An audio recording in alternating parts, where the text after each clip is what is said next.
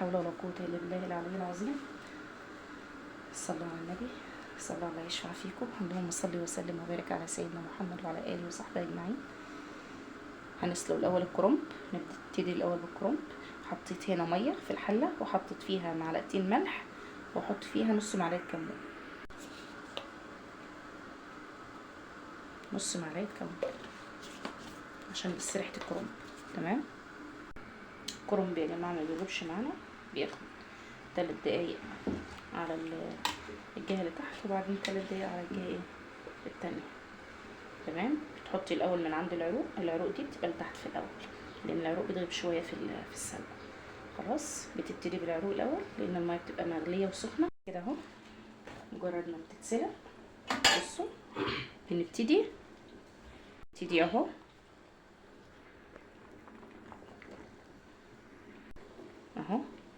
بناخد من الاطراف، بنخرج الورق من الاطراف. اللي اتسلق بيبقى من ناحيه الاطراف الاول. خلاص بسم الله.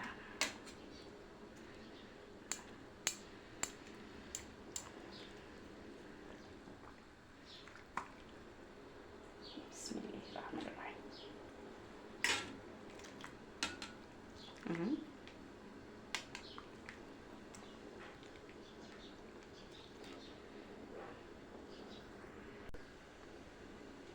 ريحة البخور بسم الله ما شاء الله، اللهم بارك.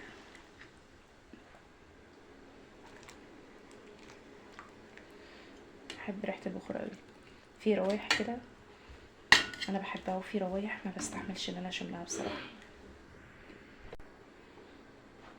خرجوا بقى كله كده ويهدى، لازم يهدى. وبعد كده تكوني مجهزة مية ماشي وحاطة فيها مية نضيفة وحاطة فيها شوية خل وتغسليه كويس وبعدين بتخرطيه. هوريهولكم وانا بعمله.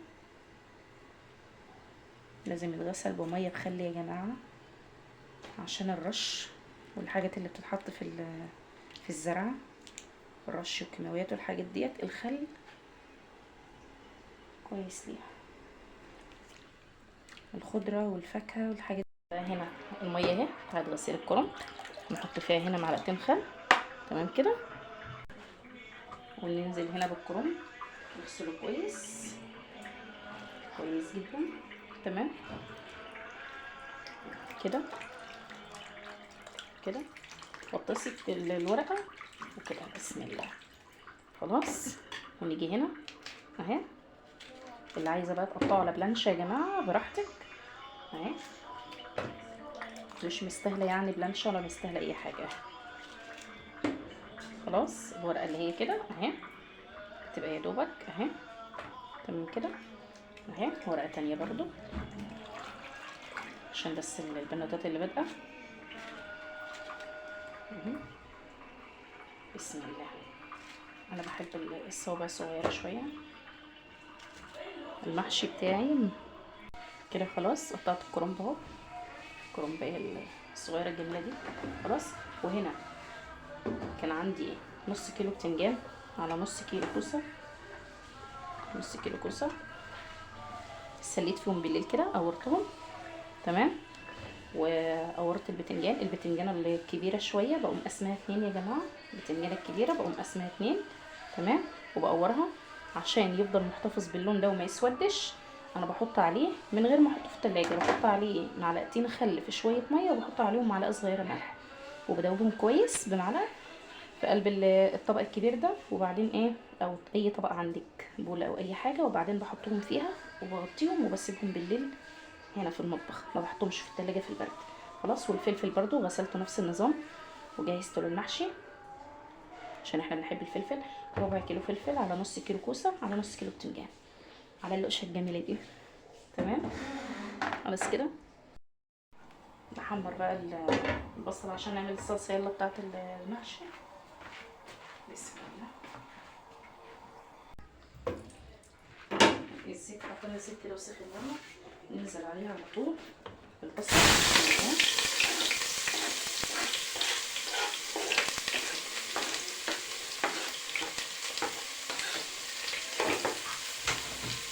بسم الله الرحمن الرحيم.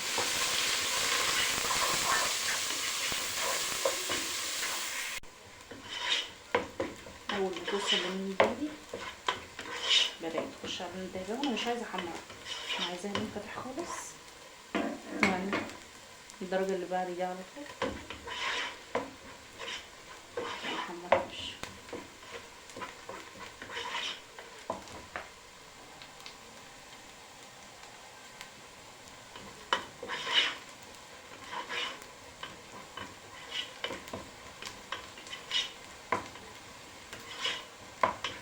كده تمام. بصوا اللون المزهزه ده انا بحبه. تمام. هنزل عليه بالتوابل عشان اشم ريحه التوابل معاها. بسم الله. شوح التوابل وبعد كده ننزل بالطماطم.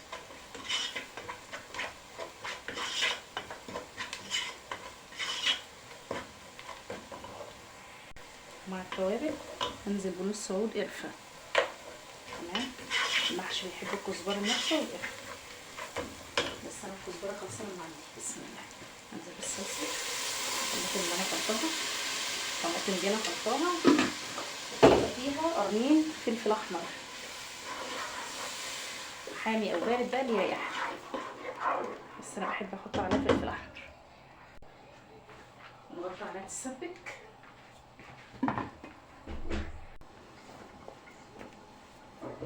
نقلب بقى كده الصلصه. بدأت اهي. ننزل الاول نهدي عليها بس عشان انا بغلي جنبها لبن فخايفه حاجه تطلع فيه. ننزل بنص معلقه توم. انا معرفه كل المحشي بيحب التوم، انا بحب المحشي بالتوم. تمام. ونسيبها برضه تتسبك تاني مع نفسها. يلا بصوا نقطع هنا بقى الكزبره.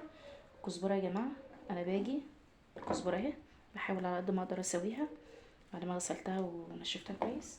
هشيل الاطراف اللي هي اللي فوق بتاع خلاص، ما برميهاش، هشيلها ومش هرميها لانها هحتاجها في الحله.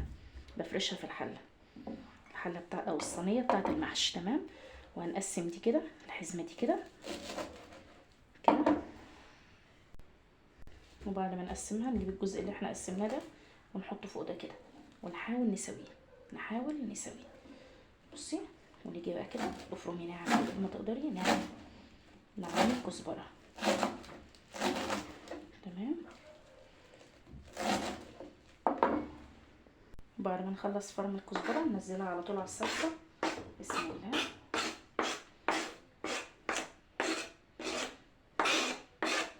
وننزل عليها بالرز اللي احنا غسلينه. هنا غسلنا الرز غسلاه ومصفيه كويس. هاخده بقى تقليبه كده، نقلب الكزبره مع الصلصه على نار هاديه. تمام.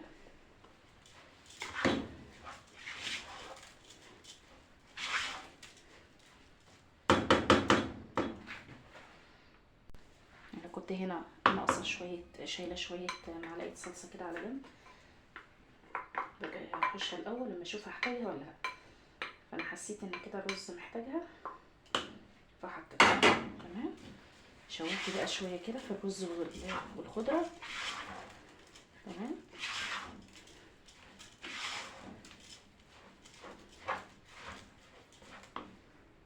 وهنا بقى ما ننساش البصلايه الاخيره كده. بصلايه عليها ربع معلقه فلفل اسود، وعليها ربع معلقه ملح، وعليها ربع معلقه نعناع ناشف. زي ما انتوا عارفين كده انا بحب النعناع على في المحشي. خلاص انا معوداكم على كده. نقلب. بسم الله. ما شاء الله ولا حول ولا قوه الا بالله.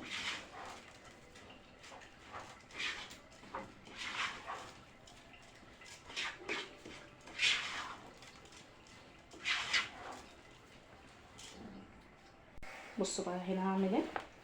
هنا العروق اللي انا حيشاها بتاعت الكزبره والشبت برصها كده بفردها كده في ارضيه الحله بتاعتي. تمام. وبجيب الورقه الخضراء بفرشها عليها. بسم الله. تمام. هنا بقى هجيب الورقه بعد ما قطعتها اخد عليها كمية الرز اللي انت عايزاها. تمام، بسم الله. تحشي الصباع كده. اوريك واحدة تانية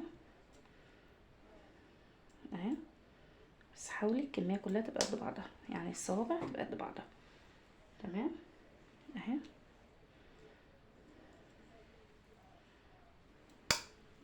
بقى كده انا حشيت اهوت المحشي هنا. انا حطيت كان عندي خس يا جماعه. خدت الورق بتاعه، الورقه بقطف الورقه كويس من العود الخس ماشي. ولو كبيره بقسمها على 2، بقسمها من المفصل من عند الراس بتاع الورقه، وبقسمها على 2 وبحشيها.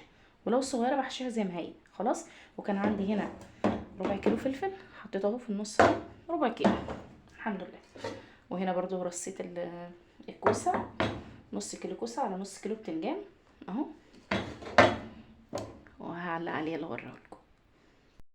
نحط بقى اللحمه نعلق عليها هنا عشان نسويها. بسم الله. سخن الحله،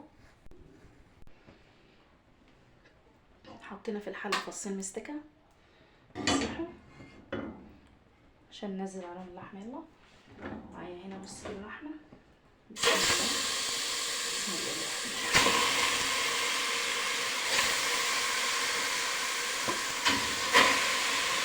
معايا 3 قطع عظمه اهو عشان نعمل الشوربه. بسم الله. لو تكوني محتاجه شوربه هاتي من الجزار حتتين عظم او ماسوره. هنزل على اللحمه هنا عشان اشوحها، ورق لوري وربع معلقه فلفل اسود وحبهان. وكده كده انا حاطه المستكه هنا تمام. وهنزل عليها كمان ببصلايه وطماطمايه، بصله وطماطمايه وجزر تمام. واغطي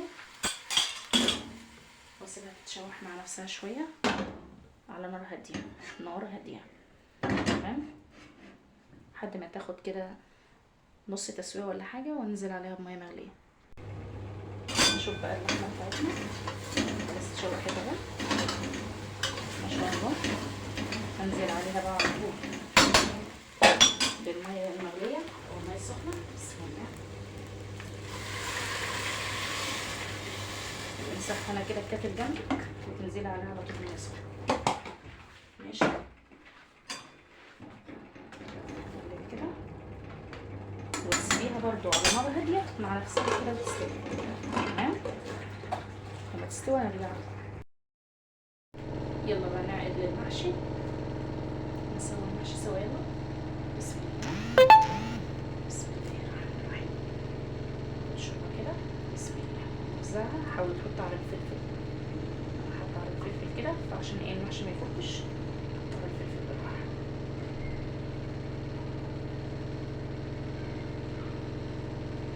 انا هنا حطيت كان باقي عندي ورقتين صغيرين من الكرنب فحطيتهم ايه على الوش كده تمام.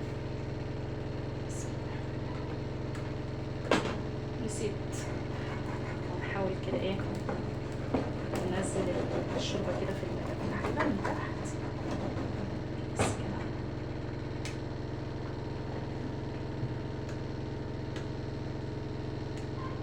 بسم الله الرحمن الرحيم.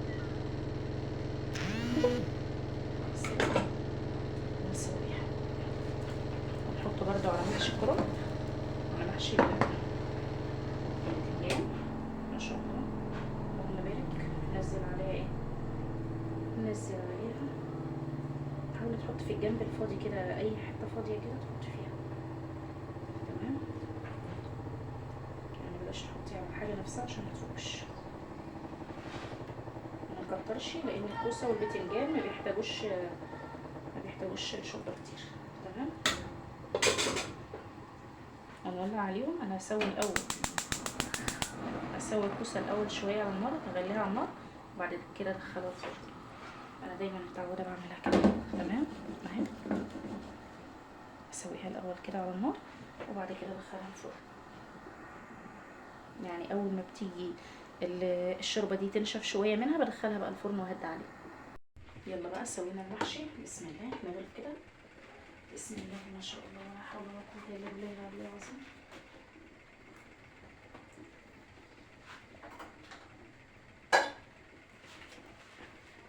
بصوا ما شاء الله، اللهم بارك. مين اللي بيحب يعمل كده ويطلع اصلا يا زي بيحب يعمل كده يقول في الكومنتات. ما شاء الله. محشي الخس والكرنب ومحشي الفلفل، ما شاء الله حاجه كده جمال. وكده غرفنا الاكل بتاعنا اهو، ما شاء الله اللهم بارك. اتفضلوا معانا.